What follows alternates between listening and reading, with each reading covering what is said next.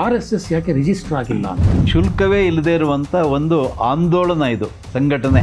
Registration ಮಾಡಿಸ್ಕೊಳ್ಳೋದಕ್ಕೆ RSS ಯಾಕೆ ಹಿಂದೇಟಾಗ್ತಾ ಇದೆ? ಯಾವುದೇ ನೋಂದಾವಣೆ ಅಗತ್ಯ ಇಲ್ಲ ಅಂತ ಸಂವಿಧಾನವೇ ಹೇಳಿರೋದು. RSS ಹಿಡನ್ ಅಜೆಂಡಾ ಇಟ್ಕೊಂಡು ಏನೋ ಕೆಲಸ ಮಾಡ್ತಾ ಇದೆ. ನಾವು ಜನರಲ್ಲಿ ದೇಶಭಕ್ತಿ ನಿರ್ಮಾಣ ಮಾಡೋದಕ್ಕೋಸ್ಕರ ಒಂದು ಕಟ್ಕೊಂಡಿದ್ದೀವಿ ಅಷ್ಟೇ. ಗೃಹ ಸಚಿವರು, ರಕ್ಷಣಾ ಸಚಿವರಿಗೆ ಇರುವಂತಹ ಆ ಮಟ್ಟದ Z+ ಕ್ಯಾಟಗರಿ ವಿಶೇಷ ಸವಲತ್ತು ರಿಜಿಸ್ಟ್ರೇಷನ್ ಇಲ್ಲ, ಅಂಥವ್ರಿಗೆ ಯಾಕೆ ಬೇಕು ಅನ್ನುವಂಥ ಪ್ರಶ್ನೆ ಪ್ರಿಯಾಂಕ್ ಖರ್ಗೆ ಅವರು ಎತ್ತಿದ್ದಾರೆ. ಸೋನಿಯಾ ಗಾಂಧಿ ಅವರು UPA ಅಧ್ಯಕ್ಷರಾಗಿದ್ದರು. UPA ಅಧ್ಯಕ್ಷ ಸ್ಥಾನ ಅನ್ನೋದು ಅದೇನು ಸಂವಿಧಾನಾತ್ಮಕವಾದ ಒಂದು ಪೊಸಿಷನ್ ಅಲ್ಲ. ಅವ್ರಿಗೆ ಯಾಕೆ ಸೆಕ್ಯೂರಿಟಿ ಆಗಿದ್ರೆ? ಸ್ವತಃ ಕಾಂಗ್ರೆಸ್ ಸರ್ಕಾರನೇ ನಿಶ್ಚಯ ಮಾಡ್ತು ಈ Z+ ಸೆಕ್ಯೂರಿಟಿ ಕೆಲವರಿಗೆ ಕೊಡಬೇಕಾಗುತ್ತೆ ಅಂತ. ಪ್ರಿಯಾಂಕ್ ಗಾಂಧಿ ಅವಳಿಂದ ಚಿಕ್ಕ ಹುಡುಗಿಯಾಗಿದ್ದಾಗ ಅವಳಿಗೆ ಕೂಡ ಸೆಕ್ಯೂರಿಟಿ ಇತ್ತು. ರಿಜಿಸ್ಟ್ರೇಷನ್ ಇಲ್ಲ ಅನ್ನೋ ಕಾರಣಕ್ಕೆ RSSನಲ್ಲಿ ನಡೆಯುವಂಥ ಹಣಕಾಸಿನ ವ್ಯವಹಾರಗಳನ್ನೆಲ್ಲ ನಾವು ನೋಡೋಕ್ಕೆ ಆಗ್ತಾ ಇಲ್ಲ. ಯಾರು ಸಂಘಕ್ಕೆ ಬರ್ತಾರೆ ಅವರಿಗೆ ಇದೆಲ್ಲ ಅರ್ಥ ಆಗುತ್ತೆ. ಬರೀ ಹೊರಗಡೆಯಿಂದ ಅಲಿಗೇಷನ್ ಮಾಡೋರಿಗೆ ಸಂಘದಲ್ಲಿ ಏನೋ ಭಾರಿ ದೊಡ್ಡ ಇದಾಗ್ತಾ ಇದೆ, ಗೋಲ್ಮಾಲ್ ಆಗ್ತಾ ಇದೆ ಅಂತ ಅನಿಸೋದು ಸಹಜ. ಯಾರಿಗಾರು ಅಗತ್ಯ ಇದ್ದರೆ ಸಂಘದ ಕಾರ್ಯಾಲಯಕ್ಕೆ ಹೋದರೆ ಅದೆಲ್ಲವುದನ್ನು ಅವರು ಪರಿಶೀಲಿಸ್ಬೋದು. ಸ್ನೇಹಿತರೆ ನಮಸ್ಕಾರ, ಹೊಸ ದಿಗಂತ ಡಿಜಿಟಲ್ ಚಾನಲ್ಗೆ ಸ್ವಾಗತ. ಇವತ್ತು ರಾಜ್ಯದಲ್ಲಿ ಪ್ರಶ್ನೆ ಕೇಳೋರು ಜಾಸ್ತಿ ಆಗಿಬಿಟ್ಟಿದ್ದಾರೆ. ಅದರಲ್ಲೂ ಮುಖ್ಯವಾಗಿ RSS ಬಗ್ಗೆ ಪ್ರಶ್ನೆ ಕೇಳೋರು ತುಂಬ ಜನ ಇದ್ದಕ್ಕಿದ್ದಾಗೆ ಹುಟ್ಕೊಂಡು ಬಿಟ್ಟಿದ್ದಾರೆ. ಇದನ್ನು ಶುರು ಮಾಡಿದವರು ಪ್ರಿಯಾಂಕ್ ಖರ್ಗೆ ಅವರು ಅನ್ನೋದನ್ನು ಬಿಡಿಸಿ ಹೇಳಬೇಕಾಗಿಲ್ಲ. RSS ರಿಜಿಸ್ಟರ್ ಯಾಕಾಗಿಲ್ಲ? RSS ಸರಸಂಘ ಚಾಲಕರಿಗೆ ಅಷ್ಟೊಂದು ಭದ್ರತೆ ಯಾಕೆ ಕೊಡಬೇಕು? ರಿಜಿಸ್ಟರ್ ಆಗದೇ ಇರುವಂಥ ಸಂಸ್ಥೆಗೆ ಈ ರೀತಿಯ ಭದ್ರತೆ ಯಾಕೆ ಬೇಕು?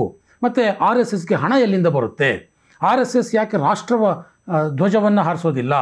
RSSಗೆ ಸಂವಿಧಾನದಲ್ಲಿ ಯಾಕೆ ನಂಬಿಕೆ ಇಲ್ಲ? ಈ ಥರ ಹೇಳ್ತಾ ಹೋದರೆ ಅದಕ್ಕೆ ಕೊನೆಯೇ ಇಲ್ಲ. ಬಹುಶಃ 10 ಪ್ರಶ್ನೆಗಳಿದ್ದಾವೆ. ಆ ಎಲ್ಲ ಪ್ರಶ್ನೆಗಳಿಗೆ ಉತ್ತರ ಹುಡುಕುವಂಥ ಪ್ರಯತ್ನವನ್ನು ನಾವು ಇವತ್ತಿನ ಕಾರ್ಯಕ್ರಮದಲ್ಲಿ ಮಾಡ್ತಾ ಇದ್ದೇವೆ. ಈ ಎಲ್ಲ ಪ್ರಶ್ನೆಗಳಿಗೆ ಉತ್ತರವನ್ನು ನಮ್ಮ ವೀಕ್ಷಕರಿಗೆ ತಲುಪಿಸೋದಕ್ಕೆ ಹಿರಿಯ ಪತ್ರಕರ್ತರು ಮತ್ತು ರಾಷ್ಟ್ರೀಯ ಸ್ವಯಂ ಸೇವಕ ಸಂಘವನ್ನು ಒಳಗಿನಿಂದಲೂ ನೋಡಿರುವಂತಹ, ಹೊರಗಿನಿಂದಲೂ ನೋಡಿರುವಂತಹ ಹಿರಿಯ ಪತ್ರಕರ್ತರಾದಂತಹ ದುಗು ಲಕ್ಷ್ಮಣ್ ಜಿ ಅವರು ನಮ್ಮ ಜೊತೆ ಇದ್ದಾರೆ. ನಾನು ಅವರನ್ನು ಸ್ವಾಗತಿಸ್ತೇನೆ. ನಮಸ್ಕಾರ. ನಮಸ್ಕಾರ. ಸೊ ಈ ಥರದ ಅಪಪ್ರಚಾರದ ನಡುವೆ ಈಗ ದಿಢೀರನ್ನೇ ಎದ್ದಿರುವಂಥ ಇನ್ನೊಂದು ಭಾಳ ಮುಖ್ಯವಾದಂಥ ಪ್ರಶ್ನೆ ಅಂತಂದರೆ RSS ಯಾಕೆ ರಿಜಿಸ್ಟರ್ ಆಗಿಲ್ಲ ಅಂತ. ರಿಜಿಸ್ಟ್ರೇಷನ್ ಮಾಡಿಸ್ಕೊಳ್ಳೋದಕ್ಕೆ RSS ಯಾಕೆ ಹಿಂದೇಟಾಗ್ತಾ ಇದೆ? ಸೊ ಇದರಿಂದಲೇ ಗೊತ್ತಾಗುತ್ತೆ RSS ಹಿಡನ್ ಅಜೆಂಡಾ ಇಟ್ಕೊಂಡು ಏನೋ ಕೆಲಸ ಮಾಡ್ತಾ ಇದೆ, ರಿಜಿಸ್ಟರ್ ಯಾಕೆ ಆಗಿಲ್ಲ ಅನ್ನುವಂಥ ಪ್ರಶ್ನೆ. RSS ಯಾಕೆ ರಿಜಿಸ್ಟರ್ ಆಗಿಲ್ಲ ಅಂದರೆ RSS ಶುರುವಾಗಿದ್ದು 1925ರಲ್ಲಿ. ಆಗ ನಮ್ಮ ದೇಶದಲ್ಲಿ ಇದ್ದಿದ್ದು ಬ್ರಿಟಿಷ್ ಸರ್ಕಾರ. ಆಗ ಈ ರಿಜಿಸ್ಟ್ರೇಷನ್ ಈ ಥರದ್ದೆಲ್ಲ ವ್ಯವಸ್ಥೆಗಳಿರಲಿಲ್ಲ. ಮತ್ತು ನಮ್ಮ ಸಂವಿಧಾನ ಬಂದ ಮೇಲೆ ಸಂವಿಧಾನ ಏನು ಹೇಳಿದ್ದಾರೆ ಅಂದರೆ ರಿಜಿಸ್ಟ್ರೇಷನ್ ಬಗ್ಗೆ, forming an association is a fundamental right according to article 19(1) ಆಮೇಲೆ ಬ್ರಾಕೆಟ್ನಲ್ಲಿ C of the constitution of India ಅಂತ.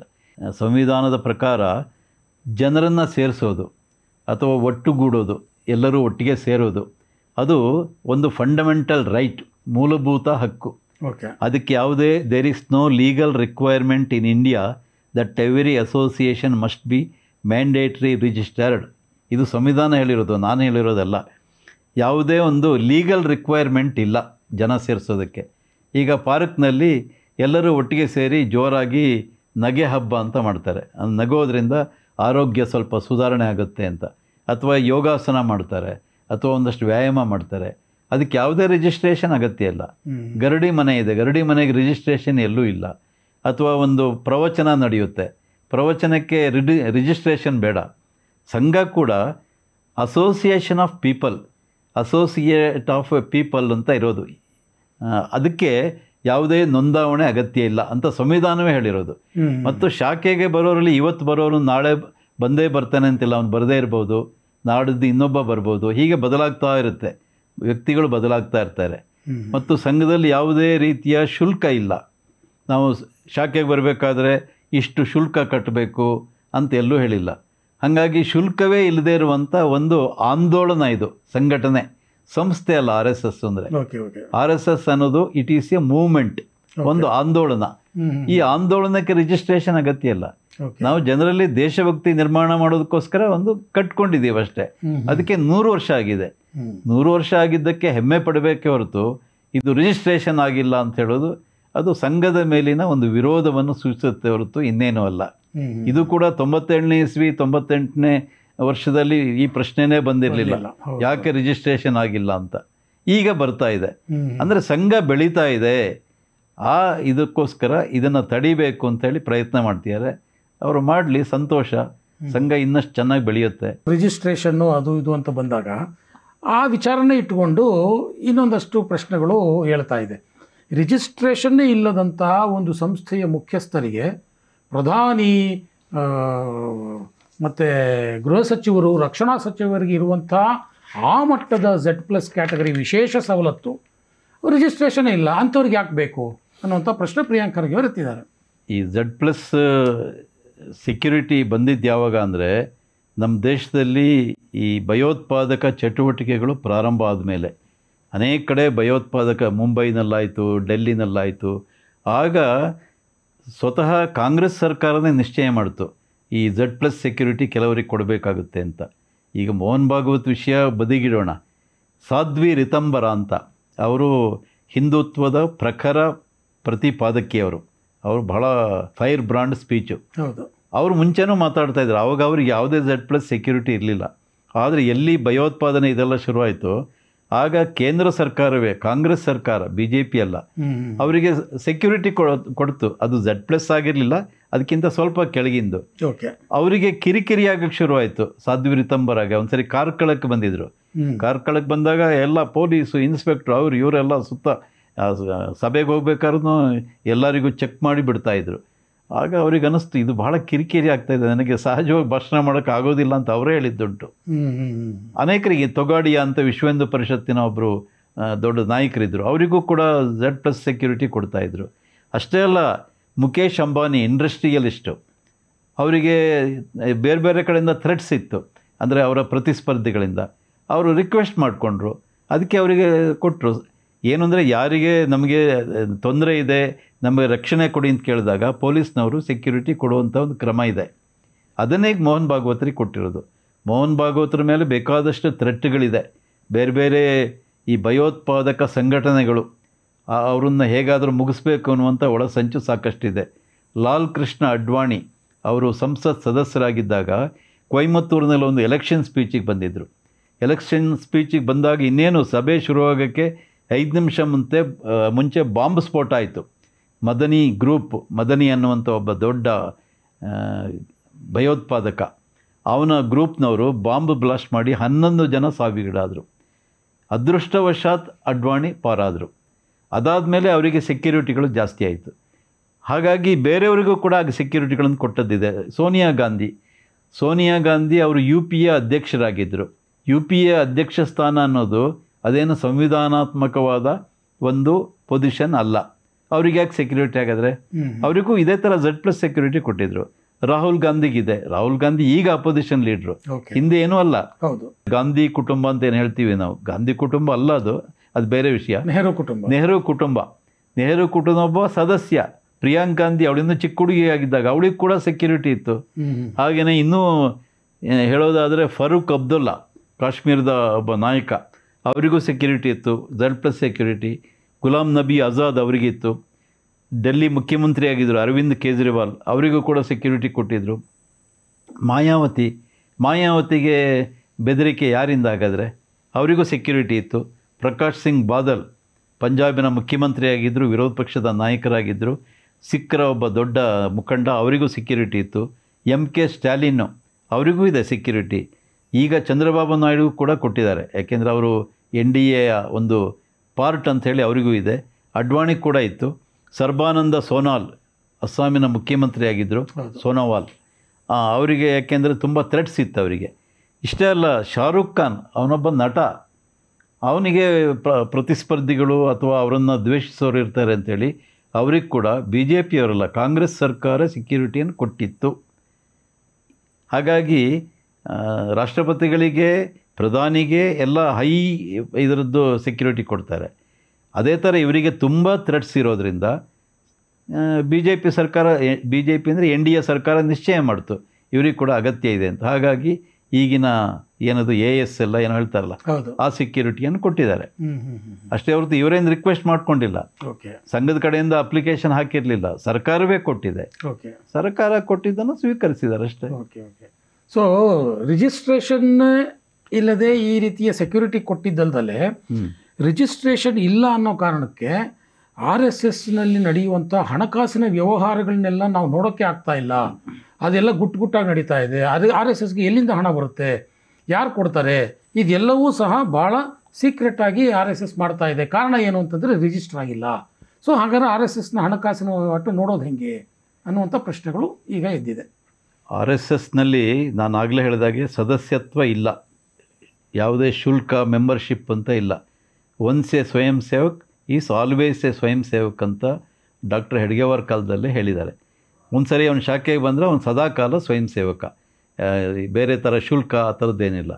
ಸಂಘದಲ್ಲಿ ಗಣವೇಶ ಹಾಕ್ಕೊಂಡು ನಾವು ಪಥಸಂಚಲನ ಮಾಡೋದನ್ನು ನೋಡಿದ್ದೀವಿ ಸಾರ್ವಜನಿಕರು. ಆ ಪಥಸಂಚಲನಕ್ಕೆ ಏನು ಗಣವೇಶ ಧರಿಸ್ತಾನೆ ಅದಕ್ಕೆ ಆತನೇ ಬೇರೆ ಮಾಡಬೇಕು, ಸ್ವಯಂ ಸೇವಕನೇ ದುಡ್ಡು ಕೊಟ್ಟು ಕೊಂಡ್ಕೊಳ್ಬೇಕು. ಸಂಘದಿಂದ ಯಾರಿಗೂ ಕೊಡೋದಿಲ್ಲ ಫ್ರೀಯಾಗಿ.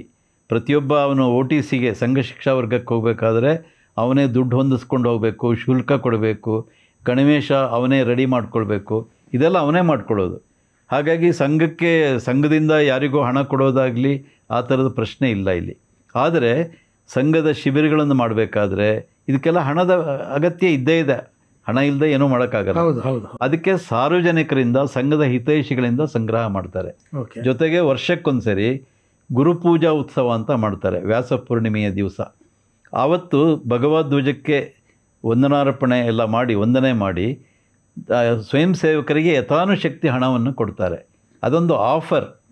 ಅಂದರೆ ಅದು ಏನೋ ಇದಲ್ಲ, ದೇಣಿಗೆ ಅಲ್ಲ, ಫೀಸು ಅಲ್ಲ, ಅದೊಂದು ಆಫರ್, ಕೊಡುಗೆ. ಈಗ ನಾವು ಯಾವುದೋ ದೇವಸ್ಥಾನಕ್ಕೆ ಹೋದಾಗ ಒಂದು ಕಾಣಿಕೆ ಹಾಕ್ತೀವಿ, ಅದೇನು ದೇಣಿಗೆ ಅಲ್ಲ, ನಾವು ಹುಂಡಿಗೆ ಹಾಕ್ತೀವಿ. ಹುಂಡಿಗೆ ಹಾಕಿದ್ದಕ್ಕೆ ಯಾರೂ ರಶೀದಿಯನ್ನು ಬಯಸೋದಿಲ್ಲ. ಹಾಂ, ಎಷ್ಟೋ ಕಡೆ ತಿರುಪತಿಯಲ್ಲಿ ಹುಂಡಿಲಿ ಪ್ರತಿ ತಿಂಗಳು ತೆಗೆದಾಗ ಅದರಲ್ಲಿ ದೊಡ್ಡ ದೊಡ್ಡ ಚಿನ್ನದ ಸರಗಳು ಏನೇನೋ ಇದೆ, ಅದೆಲ್ಲ ನಾವು ನೋಡಿದ್ದೀವಿ, ಸುದ್ದಿ ಎಲ್ಲ ಬರುತ್ತೆ. ಅದು ಡೊನೇಷನ್ ಅಲ್ಲ, ಅದು ಒಂದು ಆಫರ್. ಅದನ್ನು ಕೊಡ್ತೀವಿ. ಸೊ ಸಂಘಕ್ಕೆ ಆರ್ಥಿಕ ಮೂಲ ಅಂದರೆ ಅದೇ ಗುರುದಕ್ಷಿಣೆಯ ಹಣ. ಆ ಗುರುದಕ್ಷಿಣೆ ಹಣವನ್ನು ಸಂಘದ ಬೇರೆ ಬೇರೆ ಚಟುವಟಿಕೆಗಳಿಗೆಲ್ಲ ಉಪಯೋಗಿಸ್ತಾರೆ. ಹಾಗಾಗಿ ಅದಕ್ಕೆ ಯಾವುದೇ ಲೆಕ್ಕಪತ್ರಗಳ ಅಗತ್ಯ ಇರೋದಿಲ್ಲ. ಆದರೆ ಸಂಘದಲ್ಲಿ ಆಂತರಿಕವಾಗಿ ಲೆಕ್ಕಪತ್ರ ಇಟ್ಟಿರ್ತಾರೆ. ಗುರುದಕ್ಷಿಣೆ ಎಷ್ಟು ಬಂತು, ಅದರಲ್ಲಿ ಎಷ್ಟು ವಿನಿಯೋಗ ಆಯಿತು, ಎಲ್ಲವುದೂ ಲೆಕ್ಕಪತ್ರಗಳಿದೆ. ಅದನ್ನು ಸಂಘದ ಆಂತರಿಕವಾಗಿ ಆಡಿಟ್ ಮಾಡುವಂಥ ವ್ಯವಸ್ಥೆ ಕೂಡ ಇದೆ. ಯಾರಿಗಾರು ಅಗತ್ಯ ಇದ್ದರೆ ಸಂಘದ ಕಾರ್ಯಾಲಯಕ್ಕೆ ಹೋದರೆ ಅದೆಲ್ಲವುದನ್ನು ಅವರು ಪರಿಶೀಲಿಸ್ಬೋದು. ಅದಲ್ಲದೆ ಈ ಸಂಘದ ಗುರುದಕ್ಷಿಣೆ ಹಣವನ್ನು ಎಲ್ಲೋ ಒಂದು ಕಡೆ ಯಾರದ್ದೋ ಮನೆಯ ತಿಜೋರಿಯಲ್ಲಿ ಇಡೋ ಅಂತ ಇದಿಲ್ಲ. ಎಲ್ಲ ಕಡೆಯೂ ಒಂದು ಆರ್ಥಿಕ ಶಾಖೆ ಅಂತ ಮಾಡಿದ್ದಾರೆ. ನಮ್ಮ ಕರ್ನಾಟಕದಲ್ಲಿ ಕೂಡ ಒಂದು 45 ಆರ್ಥಿಕ ಶಾಖೆಗಳಿದೆ. ಅದು ನೇರವಾಗಿ ಬ್ಯಾಂಕಿನ ಅಕೌಂಟಿಗೆ ತಲುಪುತ್ತೆ. ರಾಷ್ಟ್ರೀಯ ಸ್ವಯಂ ಸೇವಕ ಸಂಘದ ಹೆಸರಿನಲ್ಲೇ ಆ ಅಕೌಂಟ್ ಇರುತ್ತೆ. ಒಂದು ಸರಿ ಶಾಖೆ ಅದು ಬ್ಯಾಂಕಿನಲ್ಲಿ ಅಕೌಂಟ್ ಇದ್ಮೇಲೆ ಅದಕ್ಕೆ ಎಲ್ಲದೂ ಇರುತ್ತಲ್ಲ, ಆಡಿಟ್ಟು ಎಲ್ಲ ಪ್ರತಿಯೊಂದು ಇದ್ದೇ ಇರುತ್ತೆ. ಅದು ಸಾರ್ವಜನಿಕವಾಗಿ. ಹಾಗಾಗಿ ಪ್ರತಿಯೊಂದು ಕಡೆಯಿಂದ ಇದೆ. ದೇಶದಲ್ಲಿ ನೂರಾರು ಸಾವಿರಾರು ಕಡೆ ಸಂಘದ ಹೆಸರಿನಲ್ಲಿ ಅಕೌಂಟ್ ಇದ್ದೇ ಇದೆ. ನಾವು ಇದನ್ನು ಯಾವುದೂ ಗುಪ್ತವಾಗಿ ಮಾಡ್ತಾ ಇಲ್ಲ, ಎಲ್ಲೋ ಭೂಗತವಾಗಿ ಅದೆಲ್ಲ ಹಣ ಅಡಗಿಸಿಟ್ಟಿಲ್ಲ. ಎಲ್ಲದಕ್ಕೂ ಆಡಿಟಿಂಗ್ ಇದೆ, ಲೆಕ್ಕಪತ್ರ ಇದೆ, ಪ್ರತಿಯೊಂದು ಇದೆ. ಸಂಘದಲ್ಲಿ ವ್ಯವಸ್ಥಾ ಪ್ರಮುಖ ಅಂತ ಒಬ್ರು ಇರ್ತಾರೆ. ಆ ವ್ಯವಸ್ಥಾ ಪ್ರಮುಖರ ಜವಾಬ್ದಾರಿ ಏನು ಅಂದರೆ ಸಂಘದ ಹಣಕಾಸು ವ್ಯವಸ್ಥೆಯ ಬಗ್ಗೆ ಪ್ರತಿಯೊಂದನ್ನು ಪರಿಶೀಲನೆ ಮಾಡಿ ಲೆಕ್ಕಪತ್ರ ಇದೆಲ್ಲವುದು. ಇವನ್ನು ಸಂಘದ ಪ್ರಚಾರಕರು ಇರ್ತಾರೆ. ಪ್ರಚಾರಕರಂದ್ರೆ ಅವರಿಗೇನು ಸಂಬಳ ಕೊಡೋದಿಲ್ಲ. ಪ್ರತಿಯೊಬ್ಬ ಅವನು ಡಿಗ್ರಿ ಹೋಲ್ಡರ್ ಆದಮೇಲೆ ಅಥವಾ ಇದು ಸ್ನಾತಕೋತ್ತರ ಪದವಿ ಓದಿದ ಮೇಲೆ ಅವನು ಸಮಾಜದ ಕೆಲಸ ಮಾಡಬೇಕು ನಿಶ್ಚಯ ಮಾಡಿ ಸಂಘಕ್ಕೆ ಬರ್ತಾರೆ. ಎಷ್ಟೋ ಜನ ಡಬಲ್ ಎಂಜಿನಿಯರಿಂಗ್ ಆದವರಿದ್ದಾರೆ, ಪೋಸ್ಟ್ ಗ್ರ್ಯಾಜುಯೇಷನ್ ಮಾಡಿದವರಿದ್ದಾರೆ, ಡಾಕ್ಟ್ರುಗಳಿದ್ದಾರೆ. ಈ ಸ್ವತಃ ಮೋಹನ್ ಭಾಗವತರು ಕೂಡ ಅವರು ವೆಟ್ರನರಿ ಡಾಕ್ಟರ್. ಅವರು ಡಾಕ್ಟ್ರು ಮೋಹನ್ ಭಾಗವತ್. ಸಂಘದಲ್ಲಿ ಯಾರೇ ಒಬ್ಬ ಸಾಧಾರಣದವರು ಯಾರೂ ಆಗಲ್ಲ, ಎಲ್ಲ ಡಬಲ್ ಡಿಗ್ರಿ ಮಾಡಿದವರು. ನಮ್ಮ ಯಾದವರಾವ್ ಜೋಶಿ ಅವರು MA LLB ಮಾಡಿ ಬಂದಿದ್ದರು. ಡಾಕ್ಟ್ರ್ ಜನ ಹೇಳ್ತಾಯಿದ್ರು, ನೀವು ಹೆಚ್ಚೆಚ್ಚು ಓದಬೇಕು, ಯಾಕೆಂದರೆ ಸಮಾಜದಲ್ಲಿ ನೀವು ಸಮಾಜದ ಕೆಲಸ ಮಾಡಬೇಕಾದ್ರೆ ನೀವು ಪದವೀಧರರಾದರೆ ನಿಮಗೆ ಗೌರವ ಸಿಗುತ್ತೆ ಅಂತ. ಹಾಗಾಗಿ ಅಂಥವರು ಪ್ರಚಾರಕರಾಗಿ ಬರ್ತಾರೆ. ಪ್ರಚಾರಕರಂದರೆ ಅವರು ಸಂಬಳಕ್ಕೆ ಇರೋರು ಅಂತಲ್ಲ. ಈಗ ಯಾವುದೋ ಒಂದು IT BT ಮಾಡಿದರೆ ಅವ್ರಿಗೆ ಇಷ್ಟು ಸ್ಯಾಲ್ರಿ ಅಂತೆಲ್ಲ ಫಿಕ್ಸ್ ಆಗುತ್ತೆ. ಸಂಘದಲ್ಲಿ ಇಲ್ಲವೇ ಇಲ್ಲ, ನಿಸ್ವಾರ್ಥ ಸೇವೆ. ಸಂಘದ ಪ್ರಚಾರಕ ಏನಂದರೆ ಅವನ ಉದ್ದೇಶ ಶಾಖೆಗಳನ್ನು ಜಾಸ್ತಿ ಮಾಡಬೇಕು, ಸಮಾಜದಲ್ಲಿ ಸಾಮರಸ್ಯವನ್ನು ನಿರ್ಮಾಣ ಮಾಡಬೇಕು, ಏಕತೆಯನ್ನು ನಿರ್ಮಾಣ ಮಾಡಬೇಕು. ಇದಕ್ಕಿರುವಂಥ ಇದು ಅಂದರೆ ಶಾಖೆ ಎಲ್ಲ ಯುವಕರಿಗೆ ಎಲ್ಲ ದೇಶಭಕ್ತಿಯ ಕಥೆಗಳನ್ನು ಹೇಳೋದು, ಎಲ್ಲ ಕುಟುಂಬಗಳ ಜೊತೆಗೆ ಒಳ್ಳೆಯ ಬಾಂಧವ್ಯವನ್ನು ನಿರ್ಮಾಣ ಮಾಡೋದು, ಈ ಕೆಲಸ ಪ್ರಚಾರಕ್ಕೆ ಮಾಡ್ತಾನೆ. ಸಂಘವನ್ನು ಅಂದರೆ ಶಾಖೆಯ ಮೂಲಕ ಎಲ್ಲರನ್ನೂ ಜೋಡಿಸುವಂಥ ಕೆಲಸ, ಒಡೆಯುವಂಥ ಕೆಲಸ ಅಲ್ಲ. ಆ ಕೆಲಸಕ್ಕೆ ಬಂದಿರ್ತಾನೆ, ಸಂಬಳ ಯಾವುದೂ ಇಲ್ಲ. ಹಾಗಾದರೆ ಅವ್ರು ಹೇಗಿರ್ತಾರೆ, ಎಲ್ಲಿ ಊಟ ಮಾಡ್ತಾರೆ, ಇದು ಪ್ರಶ್ನೆ ಬರುತ್ತೆ. ಊಟ ತಿಂಡಿ ಓಡಾಟ ಯಾರು ನಿರ್ವಹಿಸ್ತಾರೆ? ಹೆಚ್ಚಾಗಿ ಪ್ರಚಾರಕರು ಸಂಘದ ಸ್ವಯಂ ಸೇವಕರ ಮನೆಗಳಿಗೆ ಊಟಕ್ಕೆ ಹೋಗ್ತಾರೆ. ಅನಿವಾರ್ಯ ಆದಾಗ ಮಾತ್ರ ಕೆಲವರು ಹೋಟೆಲಿಗೆ ಹೋಗ್ಬೋದು. ಆದರೆ ಅದಕ್ಕೂ ಕೂಡ ಒಂದು ವ್ಯವಸ್ಥೆ ಇದೆ, ಆಂತರಿಕ ವ್ಯವಸ್ಥೆ. ಆಯವ್ಯಯ ಪತ್ರಕ ಅಂತಿರುತ್ತೆ. ಪ್ರತಿ ತಿಂಗಳು ಪ್ರಚಾರಕರು ತಾವೇನು ಖರ್ಚು ಮಾಡಿದ್ದೀವಿ ಅದಕ್ಕೆ ಲೆಕ್ಕವನ್ನು ಬರೆದು ಕೊಡಬೇಕು. ನಾನು ಕೂಡ 13 ವರ್ಷ ಸಂಘದ ಪ್ರಚಾರಕ್ಕಾಗಿದ್ದೆ. ಆ ಕಾರಣದಿಂದ ಇದೆಲ್ಲ ನನಗೆ ಗೊತ್ತು. ಆ ಪತ್ರಕವನ್ನು ಪರಿಶೀಲನೆ ಮಾಡೋರು ಇರ್ತಾರೆ, ಮೇಲ್ಪಟ್ಟವರು, ವಿಭಾಗ ಪ್ರಚಾರಕರು ಅಂತ ಇರ್ತಾರೆ, ಅವರೆಲ್ಲ ಪರಿಶೀಲನೆ ಮಾಡ್ತಾರೆ. ಅದರಲ್ಲಿ ಏನಾದರೂ ಅಕಸ್ಮಾತ್ ಏನೋ ತಪ್ಪಾಗಿದೆ ಅಂದರೆ ಅದು ಯಾಕೆ ಅಂತ ಕೇಳುವಂಥದ್ದು ಕೂಡ ಇದೆ. ಸಾಧಾರಣವಾಗಿ ಇರೋಲ್ಲ, ಎಲ್ಲ ಅದೇ ಥರ ಬರೆದಿರ್ತಾರೆ. ಎಲ್ಲೋ ನಾನು ಒಂದು ದೋಸೆ ತಿಂದೆ ಅಂಥೇಳಿ 200 ರೂಪಾಯಿ ಯಾರೂ ಬರೆಯೋದಿಲ್ಲ. ದೋಸೆಗೆ ಎಷ್ಟು ಬೆಲೆ ಇರುತ್ತೆ, ಆಗೆಷ್ಟಿತ್ತು ಅಥವಾ ಈಗೆಷ್ಟಿತ್ತು ಅಷ್ಟೇ ಬರೀತಾರೆ. ಅದು ಅನಿವಾರ್ಯ ಆದಾಗ ಮಾತ್ರ. ಅಂದರೆ ಇದ್ಯಾವುದೂ ಲಿಖಿತವಾಗಿಲ್ಲ. ಸಂಘದ ಪ್ರಚಾರಕರಿಗೆ ಏನಂದರೆ ನೀವು ಆದಷ್ಟು ಮನೆಗಳಿಗೆ ಹೋಗಬೇಕು ಊಟಕ್ಕೆ ಅಂತಿರುತ್ತೆ. ಅಂದರೆ ಅದೇನು ಲಿಖಿತವಾಗಲ್ಲ, ಅಲಿಖಿತ. ಉಪವಾಸ ಇರಬೇಕು ಅಂತ ಎಲ್ಲೂ ಹೇಳಲ್ಲ. ಹಾಗೆಯೇ ಬಸ್ಸಿನ ಓಡಾಟ ಇರುತ್ತೆ, ರೈಲಿನಲ್ಲಿ ಹೋಗಬೇಕಾಗಿರುತ್ತೆ, ಬೇರೆ ಬೇರೆ ಕಡೆ ಬೈಠಕ್ಗಳಿರುತ್ತೆ, ಅಥವಾ ಸಂಘದ ಸಭೆಗಳಿರುತ್ತೆ, ಇನ್ಯಾವುದೋ ಒಂದು ಉಪನ್ಯಾಸ ಮಾಡೋದಿರುತ್ತೆ. ಅದಕ್ಕೆಲ್ಲ ಓಡಾಟಕ್ಕೆ ಬೇಕೇ ಬೇಕು. ಅದನ್ನು ಸಂಘ ಕೊಡುತ್ತೆ. ಅದೆಲ್ಲದಕ್ಕೂ ಕೂಡ ಅವರು ಆಯವ್ಯಯ ಪತ್ರಕದಲ್ಲಿ ಬರೆದು ಕೊಡಬೇಕು. ಪ್ರತಿಯೊಂದನ್ನು ಪರಿಶೀಲನೆಗೆ ಒಳಪಡುತ್ತೆ. ಇದು ಸಂಘದ ಆರ್ಥಿಕ ವ್ಯವಸ್ಥೆ. ಅಂದರೆ ಆಂತರಿಕ ಲೆಕ್ಕಪತ್ರ ವ್ಯವಸ್ಥೆ ಇದೆ, ಪರಿಪೂರ್ಣವಾಗಿದೆ. ಪರಿಪೂರ್ಣ. ಅಲ್ಲಿ ಜಿಲ್ಲಾ ಮಟ್ಟದಲ್ಲಿ, ವಿಭಾಗ ಮಟ್ಟದಲ್ಲಿ, ಪ್ರಾಂತ ಮಟ್ಟದಲ್ಲಿ ಅದಕ್ಕೊಂದು ವ್ಯವಸ್ಥೆ ಇದೆ. ವ್ಯವಸ್ಥಾ ಪ್ರಮುಖ ಅಂತಲೇ ಒಂದು ಜವಾಬ್ದಾರಿ ಇದೆ. ಅಖಿಲ ಭಾರತ ಮಟ್ಟದಲ್ಲೂ ಕೂಡ ಒಬ್ಬರು ವ್ಯವಸ್ಥಾ ಪ್ರಮುಖ ಅಂತ ಇರ್ತಾರೆ. ಈಗ ಮಂಗೇಶ್ ಬೇಂಡೆ ಅಂತ, ಅವರು ನಮ್ಮ ಕರ್ನಾಟಕದವರೇ, ಕರ್ನಾಟಕ ಉತ್ತರ ಪ್ರಾಂತದ ಪ್ರಚಾರಕರಾಗಿದ್ದರು.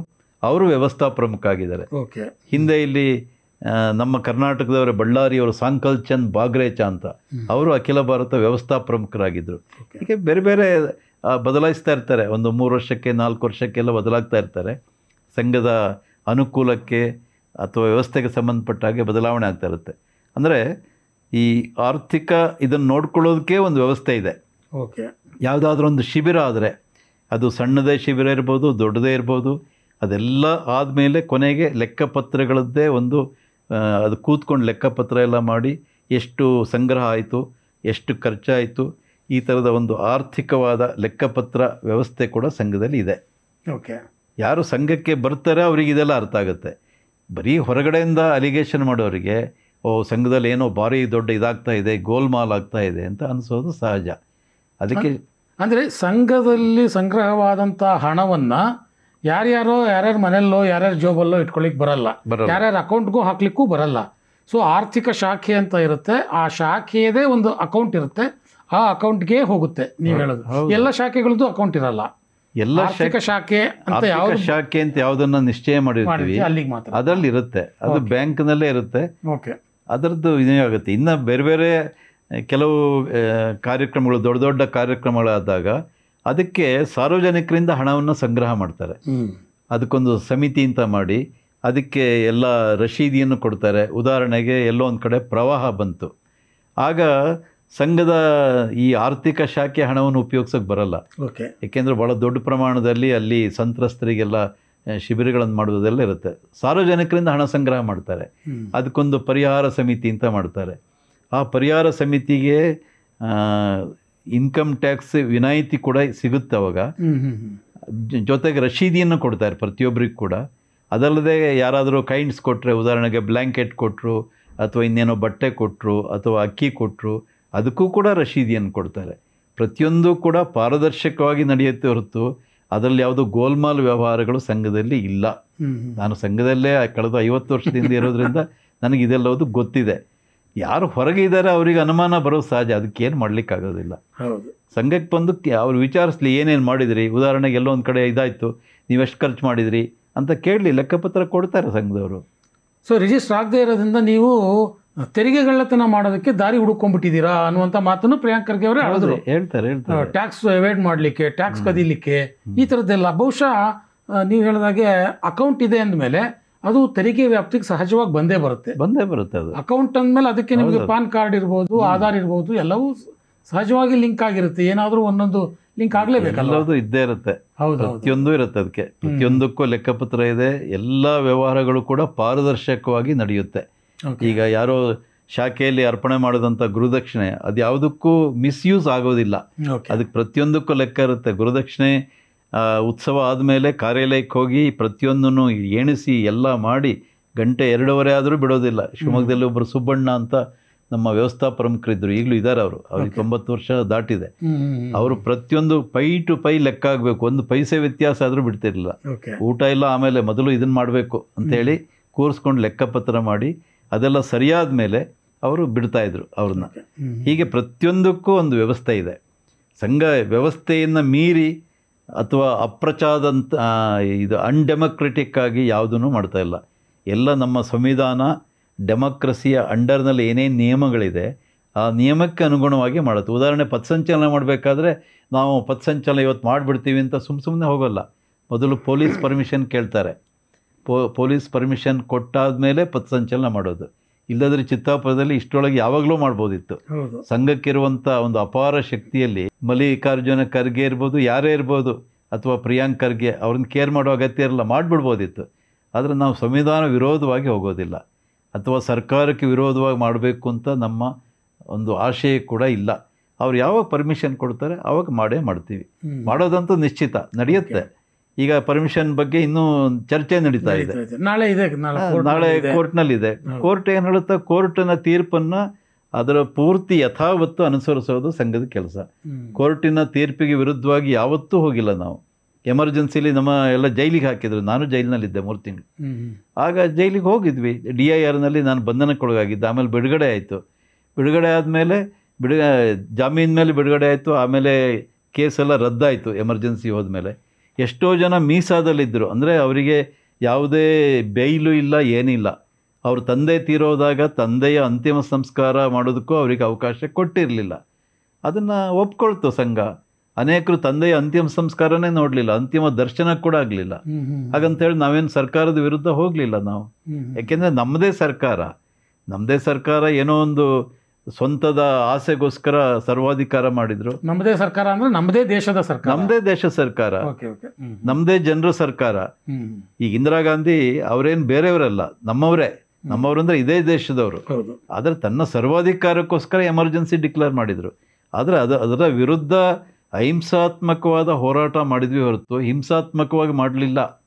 ಈಗೇನು ಹೇಳ್ತಾರಲ್ಲ ಗಣವೇಶದಲ್ಲಿ ದಂಡ ಹಿಡಿಬಾರ್ದು ಅಂತ, ನಾವು ದಂಡ ತೊಗೊಂಡು ಹೋಗಿ ಏನು ಹೊಡೆದು ಬಡಿದು ಮಾಡಲಿಲ್ಲ. ಅವಾಗ ಪೊಲೀಸ್ನವ್ರು ಬಂದು ಟಾರ್ಚರ್ ಮಾಡ್ತಾಯಿದ್ರು. ಆ ಟಾರ್ಚರ್ನ ನಮ್ಮ ಸ್ವಯಂ ಸೇವಕರು ಸಹಿಸ್ಕೊಂಡ್ರು. ಎಷ್ಟೋ ಜನರಿಗೆ ಏರೋಪ್ಲೇನ್ ಶಿಕ್ಷೆ ಆಯಿತು, ಎಷ್ಟೋ ಜನ ಜೈಲಿನಲ್ಲೇ ಸತ್ತೋದ್ರು. ಅದು ಇನ್ನೊಂದು ತುಂಬ ದೀರ್ಘವಾದ ಇದಾಗುತ್ತೆ ಹೇಳ್ತಾ ಹೋದರೆ. ಬೇಕಾದಷ್ಟು ಜನ, ಸುಮಾರು 1,000 ಜನ ಸತ್ಯಾಗ್ರಹ ಮಾಡಿದ್ರು ಅವಾಗ. 1,000 ಜನ ನಮ್ಮ ಸ್ವಯಂ ಸೇವಕರು ಬಲಿದಾನ ಆದ್ರು ಅವಾಗ. ಇದಕ್ಕೆ ಯಾರು ಲೆಕ್ಕಪತ್ರ ಕೇಳ್ತಾರೆ? ಬೇರೆದಕ್ಕೆಲ್ಲ ಲೆಕ್ಕಪತ್ರ ಕೇಳ್ತಾರೆ. ಎಮರ್ಜೆನ್ಸಿಲಿ ಎಷ್ಟು ಜನ ಸತ್ತೋದ್ರು ಅಂತ ಯಾರೂ ಇದುವರೆಗೆ ಕೇಳಿಲ್ಲ. ಆದರೆ ಸ್ವಯಂ ಸೇವಕರು ಬಲಿದಾನ ಮಾಡಿದರು. ಟಾರ್ಚರ್ ತಡ್ಕೊಳ್ಳೋಕ್ಕಾಗದೆ ಸತ್ತೋದ್ರು ಅನೇಕರು. ಜೈಲಿನಲ್ಲೇ ಸತ್ತೋದವರು ಇದ್ದಾರೆ, ಬೇಕಾದಷ್ಟು ಜನ ಇದ್ದಾರೆ.